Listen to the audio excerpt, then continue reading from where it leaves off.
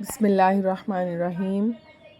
باب پنجم، حسن معاملات و معاشرت۔ اس کی ہمارے پاس پہلا سبق ہے جس میں ہے قسم کے احکام و مسائل۔ آ جاتے ہیں اس کے مشقی کام کی طرف۔ مشقی کام میں ہمارے پاس مشق میں درست جواب کا انتخاب کریں۔ یمین کا معنی ہے، اس کا صحیح جواب ہے قسم۔ کس قسم پر کفارہ ہے؟ یمین منعقدہ۔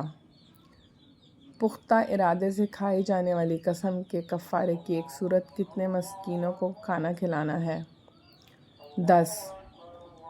قسم توڑنے پر روزے لازم ہیں؟ 3۔ حدیث مبارک میں جس قسم کی ممانعت کی گئی ہے وہ آباء و اجداد کی۔ اس کے بعد آ جاتے ہیں مختصر جواب دیں۔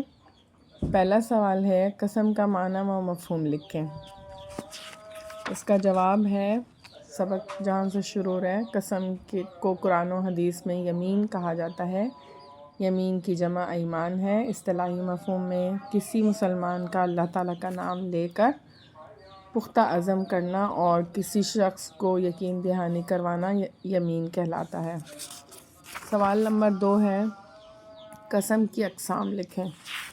تو اس میں ہم شروع میں بتائیں گے کہ قسم کی 3 اقسام ہیں، جس میں سے پہلی ہے ہمارے پاس مستقبل میں کسی کام کے حوالے سے قسم اٹھانا ہے، اس کو یمین منعقدہ کہتے ہیں۔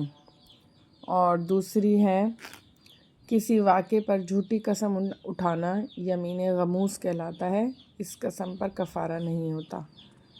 اور روزمرہ کی گفتگو میں اپنے گمان کے مطابق صحیح قسم اٹھانا لیکن واقعہ اس طرح نہ ہونا یمین لغو کہلاتا ہے۔ تو یہ ان تینوں اقسام کا جو کہا گیا ہے، اس کی معنی وہ بھی ساتھ بتا دی گئے ہیں کہ کون کون سی قسمیں ہیں، یعنی 3 قسمیں ہیں اور تینوں کے نام بھی بتا دیے گئے۔ اس کے بعد ہمارے پاس سوال نمبر 3 ہے جھوٹی قسم کے کوئی 2 نقصانات تحریر کریں۔ جھوٹی قسم گناہ کبیرہ اور انسانیت کو دھوکہ دینا ہے، اور جھوٹی قسم اٹھانے والے کی طرف اللہ تعالیٰ بروز قیامت نظر رحمت نہیں فرمائے گا۔ جھوٹی قسم یا حلف انفرادی اور اجتماعی بربادی کا سبب بنتے ہیں۔ یہ اس کے 2 نقصانات ہو گئے۔ اچھا، جو کتاب میں سوال دیے ہیں اس کے علاوہ سوال بھی ہمارے پاس آ سکتے ہیں، تو اس لیے سبق کے ہم باقی سوالات کی طرف بھی، یعنی سبق کو پڑھ کر اس کے سوالات کو بھی دیکھیں گے کہ ان میں سے کوئی سوال بھی ہمارے پاس آ سکتا ہے۔ جیسے کہ جھوٹی قسم کے نقصانات یہاں پر پوچھا گیا ہے، تو جھوٹی قسم کیا ہوتی ہے یہ سوال کیا جا سکتا ہے۔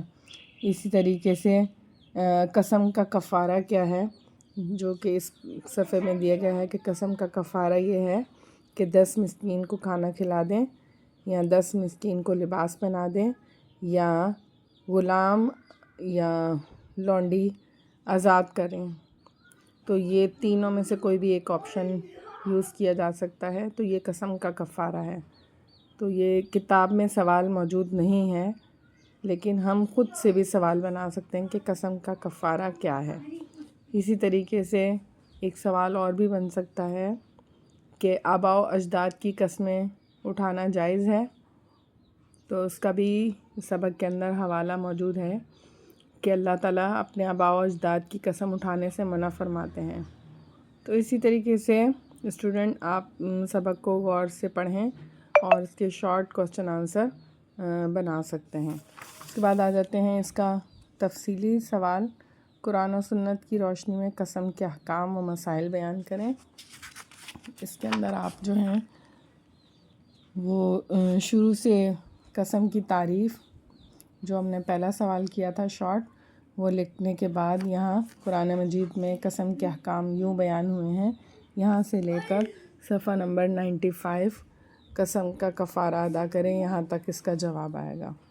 تو اس طریقے سے ہمارا یہ قسم کے احکام و مسائل کا سبق جو ہے وہ مکمل ہو جائے گا، اور اگلا سبق انشاءاللہ اگلی ویڈیو کے اندر ہم کریں گے۔